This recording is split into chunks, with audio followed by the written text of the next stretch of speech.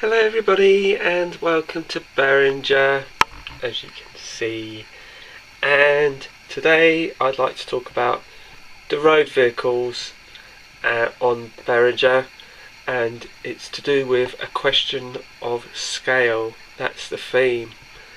And on Berringer there is a few different sizes and scales to be looked at, and the reason why I decided to do this video is because those of you who follow my channel will know that this layout is based between the late 70s through to the 80s and early 90s. That's the sort of period I'm looking at, and I've had a lot of issues recently trying to find vehicles for the 80s, and this has led me to do some hard research, and I've found some other vehicles which are suitable and some which aren't, and so I wanted to do this video as a bit of a comparison and the suitability and viability of different sizes, scales and everything, and what to look out for.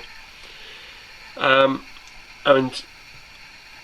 on my last video I said I was waiting on some vehicles to arrive, and they have, and so now I can sort of do some comparisons so you can see for yourself, because when you look at a car, if I just say take this one for example, and you look at it like that, it's very hard to sort of see what sort of size it is when you receive it. You see these pictures up on eBay and various websites where they sell these vehicles, and you think, oh, that will do, and then when you get it home it's kind of like, oh, it's not quite the right size.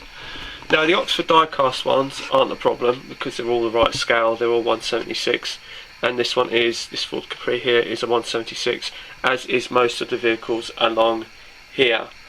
The only exception is the Classics Triumph Herald, which I'm just showing you there. That is also 176, but that is a Classics one as opposed to an Oxford die-cast. The buses also aren't a problem, they are all 176. So that's not really an issue. And if you look at this scene which I'm about to show you, they are all 176. Wrong. One of them isn't, and that is this lorry here. This lorry is a 187 scale, HO scale they call it, and HO is supposed to be very, very similar to 00. So I decided that I saw this lorry and I picked it up at my local model shop, and I thought I'd give it a whirl. I wasn't quite sure if it would work, and the lorry does work. However, the little car behind it, this is a Vauxhall Astra, and I will do you a better picture because I don't think it's on autofocus, so we'll try and get that a bit of a better look at it.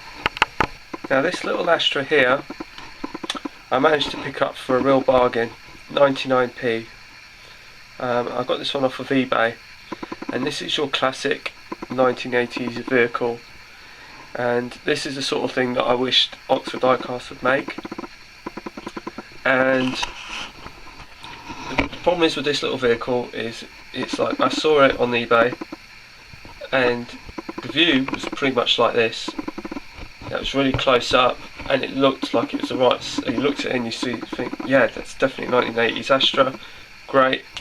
But when you put it up against one of the 176 cars, you can see that actually you probably might not be able to see it so much like this, but I think if I pan out a little bit you can see that actually the Astra on the left is actually quite a bit smaller than the Mercedes on the right.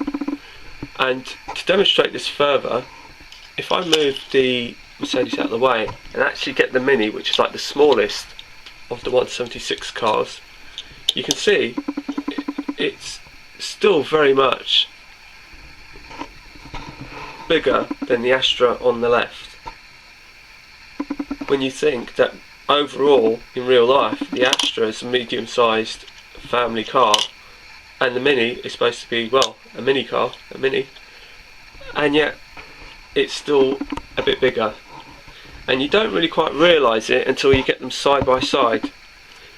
So that's one of the sort of pitfalls of it, and that's why you need to be careful with doing the 187. The 187 is HO scale, but personally the lorries don't make a huge difference, because if I show you now another view, we have these two lorries here. The one on the left is a Base Toys 176. The one on the right is another 1980s eBay find. Again, this cost me I think £2 or something on eBay, and the difference is very negligible in terms of size. It's not a huge amount. It seems to be far more of a difference in the cars than there is in the lorries, and so I'm happier with the two lorries I bought. And in fact, the two lorries that I bought, the one on the right is one of them, and then there's another lorry which is I'm really super happy with, which I'll show you shortly. I'm far more happy with. I would buy 187 lorries. They seem to mix in better with the 00 scale cars as opposed to the 187 cars mixing in with the 176, because they just look too small.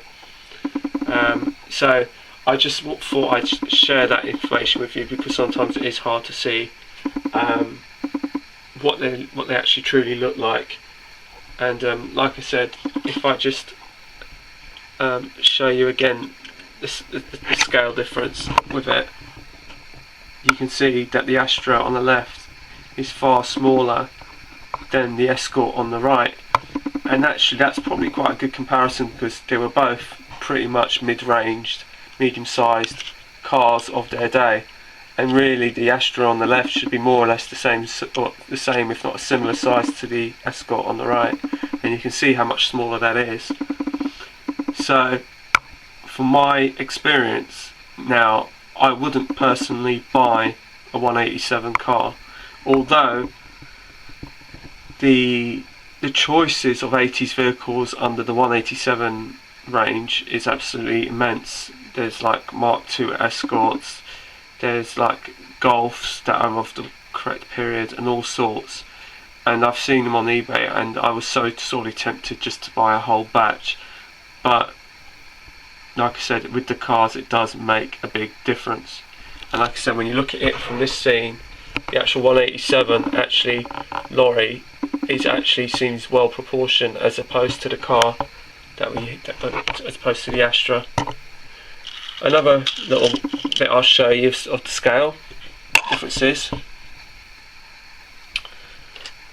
This is an 80s Transit, but this is a Matchbox, and that's 163 scale. This is I think it's called a Carrorama Ford Transit, and these are the sorts of transits that are like on the O2 plate, which is a bit too new for this layout in all fairness. The Landy is also, I believe, a 172, and the Comma on the left, is a 176. So you can see this sort of steady difference where that's smaller, that's slightly bigger, that's bigger still, and that's even bigger. So really that one can't be used, although it's the right period, and this one can't be used because it's too new. So that's some of the differences that I thought I'd sort of let you know. But like I said, all the cars on the layout are a mixture of mainly 80s vehicles if I can find them. I'm hoping Oxford Diecast will bring out some more vehicles soon. But like I said, this is one of the finds, and if I show you this lorry in a bit more detail, this is a Mercedes articulated lorry, and it freely moves, and it's a great lorry. I really do. It's probably going to get resprayed at some point. I couldn't tell you when, but it probably will do. But this is definitely an 80s Mercedes lorry, and one of the things I have done is actually I've done spent a lot of time on eBay looking at these lorries, and then cross-referencing them along sites such as Google Images, Flickr, just to see the sort of time period in which they were available, to see if they were around in the 80s. So this is a particular one, and these particular Mercedes are quite readily available on eBay. So that's, they're quite relatively cheap too, if you're lucky enough. Like I said, this one only cost me a couple of quid. And my final lorry is this DAF 3600 lorry, and I love this lorry so much, and I'm so glad that the 187 lorries do work better than the cars, because this is a proper 80s lorry that I can remember, and it has been cross-referenced with Flickr and Google Images, and usually you'd see these on anything between like C plates, D plates, E plates, F. So it's definitely the right vintage for my layout. It's also nicely weathered, pre-weathered, and I'll take you along. You can see it's all weathered up already, so I don't have to do anything with it. The tractor unit can be removed and detached from the trailer unit, and the trailer unit can then be freestanding on its own, and it's just a superb 80s lorry.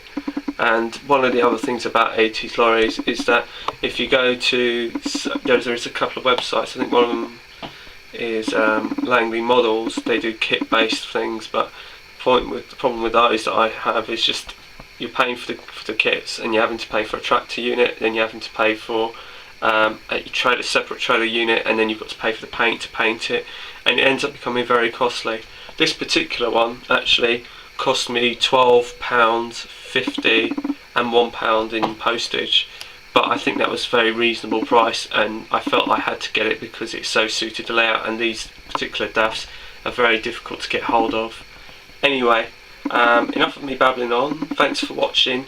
Feel free to comment and subscribe, and I hope you enjoyed my sort of mini guide to the vehicles that I have on Berringer. Bye for now.